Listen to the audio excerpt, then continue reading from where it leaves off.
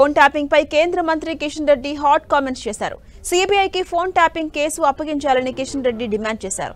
CBI విచారణ జరిగితే మరిన్ని విషయాలు వెలుగులోకి వస్తాయని కిషన్ రెడ్డి చెప్పారు.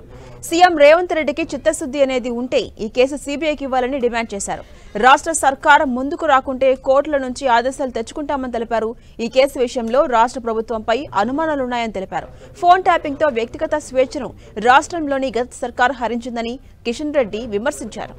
పోలీస్ వ్యవస్థ మీద అదే పోలీస్ వ్యవస్థ దర్యాప్తు జరపడం అనేటువంటిది పూర్తి స్థాయిలో న్యాయం జరగదని ఈరోజు కాంగ్రెస్ పార్టీలో ఉన్నటువంటి శాసనసభ్యులు, పార్లమెంట్ సభ్యులు, మంత్రులు కూడా భావిస్తున్నటువంటి నేపథ్యంలో నేను ఇప్పటికైనా ముఖ్యమంత్రి గారిని కోరుతా ఉన్నాను.